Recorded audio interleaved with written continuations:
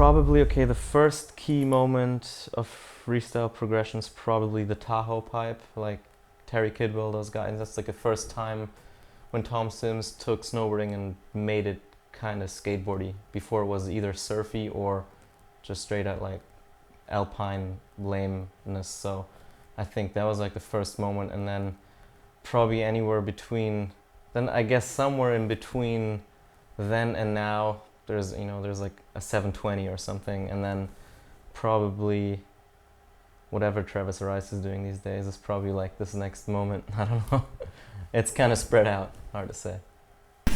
I've thought quite a lot about like how progression works, and I think for the most part it's like a mental pioneering I don't know, success, if you will. I don't think I've been so baffled at what some people have done without anyone, leading the way. I think that's always like, that's the hardest. If you look at like all the rail tricks that JP Walker's pioneered, like there's nobody who's done a lot of that stuff, and he just made it up. So I think I've always wondered how that works. It just, like, to me that's like beyond my my imagination, kind of. So I think it's a very personal thing. I think it's probably that you have to be in a mindset that that like your inner self has developed further than the general public or whatever. I think, like general progression, people doing like new tricks and videos or contests or whatever. I think in the long run, it definitely helps a lot. I mean, if you look at little kids that start skating now and they do like 360 flips after like 5 months of skating. I can't even do it. I've been skating for like 20 years. It's a pretty big difference. So I think in the long run, like obviously that progression really, shows you what's possible, and then the up and coming guys, can get there far easier.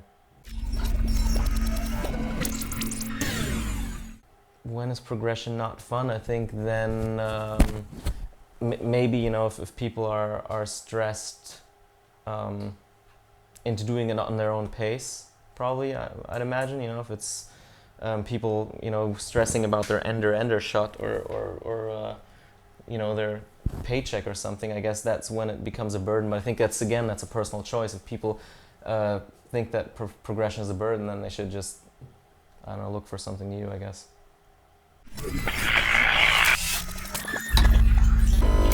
I don't personally think progression is only like technical. So I think if you're asking if technical progression can go too far, then yes, if you kind of don't think about the style element. Like I'm, personally, like I've definitely been there. I mean, like there's more beautiful things than a double cork 1260, but it's still kind of like I had to get it out because I want to just try it, and I think then the next step is to do that same thing but do it and make it look like a frontside 360 kind of, like it's, so I think it always goes in waves. Like people like kind of break that technical barrier. Like if you look at pipe riding, it looks like people have been, for the last couple of years, they've been doing nothing but like pulling their tip to their fucking face and just spinning, but now it's become such a standard that style becomes, more of a part of it. So I don't really think there's limits to progression.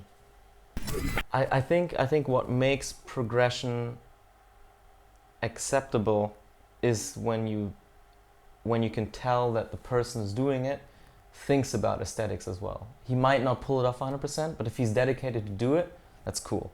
If I see someone doing like a frontside 12, like doing like this in a pipe, and there's not even ambition to grab, then that's like, I don't even like, that's horrible, obviously.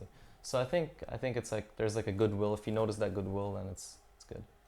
For me, on learning new tricks, it's always been like, I almost feel like 100% mental. Like I remember like way back when I was finishing school, that I was just, there was so much snowboarding in my head that even though I had to, learn to graduate or study and not ride, I'd still progress because I was occupying myself so much with it all the time.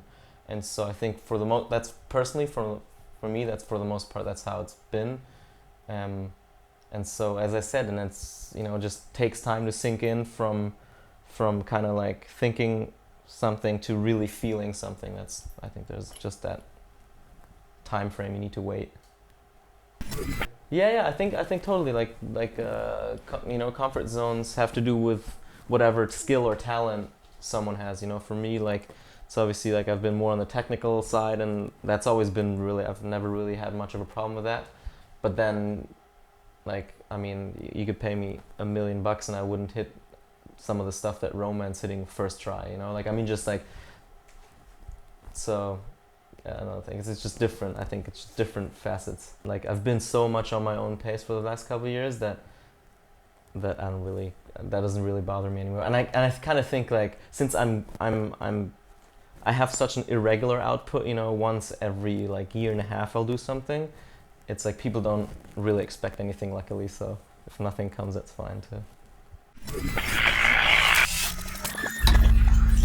Well, if it's like, I think there's some really cool stuff. Like, I saw, I think it was Dan Breezy's roof cap. I thought that looked really sick. I mean, and with those mobile winches that people have, I think there's some really rad stuff.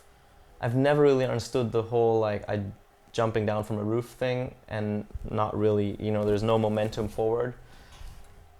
And the board's not going to fall off your feet. So, and there's some things I don't get, but I think there's a lot of cool creative stuff. And at the end of the day, you know, it's really like something, that type of snowboarding is kind of like made for media, if you will. I mean, I'm sure they still enjoy it. So I think it's totally legit, because at the end of the day, it'll look rad, and that's cool. Yeah, I mean, it's the same. I mean, it's the same. Oh, actually, no. Jumping at walls is a lot worse, because I think it's like, it's like the new hand plant. You know what I mean? It's like if you're too lazy to think of something, then do a hand plant and it'll work as a photo. It's sort of that thing. But yeah, I mean, there's really rad wall rides. Don't get me wrong. There's really cool ones, but there's really lame ones too, and plenty of.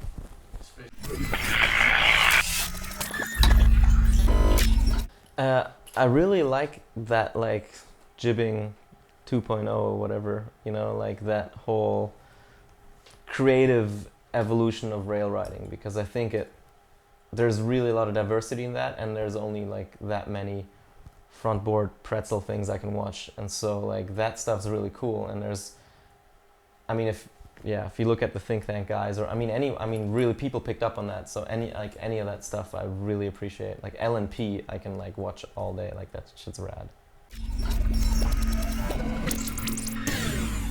I think one guy that's definitely pushing in like this general progressive direction is Denny Davis. I think just because like just his whole mentality and everything, his entire riding, I think is just, it's on such a high technical level, but at the same time like 110% dedicated on style, and I mean it's just like everything that is snowboarding to me, what he does, you know. It's like it's so rad. And same like someone like Gigi, who's like super creative and different, and I don't know, just people. I think there's a bunch of people out there that kind of have their own interpretation of snowboarding, you know. As long as it feels like they're doing it for the sake of doing it, I'm always like really up for finding something rad. All right, making that one super duper dude would, I don't know, like 90% of that is already Denny Davis. I think like that is just like, he can probably do all the shit on rails that anyone, I know actually he can. So, but I mean, yeah, if you maybe combine the balls of Travis Rice and Denny Davis, and then maybe add some Gigi creativity and some LMP rail magic, then I think you're pretty much there.